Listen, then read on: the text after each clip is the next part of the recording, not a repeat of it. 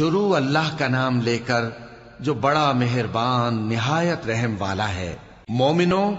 اگر تم میری راہ میں لڑنے اور میری خوشنودی طلب کرنے کے لیے مکے سے نکلے ہو تو میرے اور اپنے دشمنوں کو دوست نہ بناؤ۔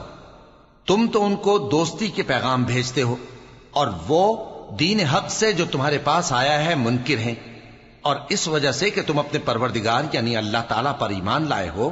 پیغمبر صلی اللہ علیہ وآلہ وسلم کو اور تم کو جلا وطن کرتے ہیں۔ تم ان کی طرف پوشیدہ پوشیدہ دوستی کے پیغام بھیجتے ہو، اور جو کچھ تم مخفی طور پر اور جو علل اعلان کرتے ہو وہ مجھے معلوم ہے، اور جو کوئی تم میں سے ایسا کرے گا وہ سیدھے رستے سے بھٹک گیا۔ اگر یہ کافر تم پر قدرت پالیں تو تمہارے دشمن ہو جائیں، اور ایذا کے لیے تم پر ہاتھ بھی چلائیں اور زبانیں بھی، اور یہ چاہتے ہیں کہ تم کسی طرح کافر ہو جاؤ۔ قیامت کے دن نہ تمہارے رشتے ناتے کام آئیں گے اور نہ اولاد۔ اس روز وہی تم میں فیصلہ کرے گا، اور جو کچھ تم کرتے ہو اللہ اس کو دیکھتا ہے۔ مسلمانوں، تمہیں ابراہیم اور ان کے رفقا کی نیک سیرت کو اپنانا ضروری ہے۔ جب انہوں نے اپنی قوم کے لوگوں سے کہا کہ ہم تم سے اور ان بتوں سے جن کو تم اللہ کے سوا پوجتے ہو بے تعلق ہیں، ہم تمہارے معبودوں کے کبھی قائل نہیں ہو سکتے، اور جب تک تم ایک اللہ پر ایمان نہ لاؤ ہم میں تم میں ہمیشہ کھلم کھلا عداوت اور دشمنی رہے گی۔ ہاں،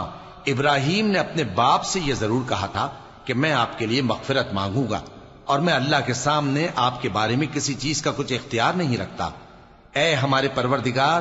تجھی پر ہمارا بھروسہ ہے اور تیری ہی طرف ہم رجوع کرتے ہیں، اور تیرے ہی حضور میں ہمیں لوٹ کر آنا ہے۔ اے ہمارے پروردگار، ہم کو کافروں کے ذریعے فتنے میں نہ ڈالنا، اور اے ہمارے پروردگار ہمیں معاف فرما، بے شک تو غالب ہے، حکمت والا ہے۔ تم مسلمانوں کو یعنی جو کوئی اللہ کے سامنے جانے اور روز آخرت کے آنے کی امید رکھتا ہو اسے ان لوگوں کی نیک سیرت اپنانی چاہیے، اور جو روگردانی کرے تو اللہ بھی بے نیاز ہے، لائق حمد و ثنا ہے۔ عجب نہیں کہ اللہ تم میں اور ان لوگوں میں جن سے تم دشمنی رکھتے ہو دوستی پیدا کر دے، اور اللہ قادر ہے اور اللہ بخشنے والا ہے، مہربان ہے۔ جن لوگوں نے تم سے دین کے بارے میں جنگ نہیں کی اور نہ تم کو تمہارے گھروں سے نکالا، ان کے ساتھ بھلائی اور انصاف کا سلوک کرنے سے اللہ تم کو منع نہیں کرتا۔ اللہ تو انصاف کرنے والوں کو دوست رکھتا ہے۔ اللہ انہی لوگوں کے ساتھ تم کو دوستی کرنے سے منع کرتا ہے جنہوں نے تم سے دین کے بارے میں لڑائی کی اور تم کو تمہارے گھروں سے نکالا اور تمہارے نکالنے میں اوروں کی مدد کی، تو جو لوگ ایسوں سے دوستی کریں گے وہی ظالم ہیں۔ مومنوں، جب تمہارے پاس مومن عورتیں وطن چھوڑ کر آئیں تو ان کی آزمائش کر لو، اور اللہ تو ان کے ایمان کو خوب جانتا ہے۔ سو اگر تم کو معلوم ہو کہ وہ مومن ہیں تو ان کو کفار کے پاس واپس نہ بھیجو کہ نہ یہ ان کو حلال ہیں اور نہ وہ ان کو حلال ہیں، اور جو کچھ انہوں نے ان پر خرچ کیا ہو وہ ان کو دے دو، اور تم پر کچھ گناہ نہیں کہ ان عورتوں کو مہر دے کر ان سے نکاح کر لو،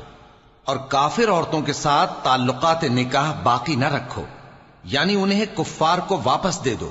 اور جو کچھ تم نے ان پر خرچ کیا ہو تم ان سے طلب کر لو،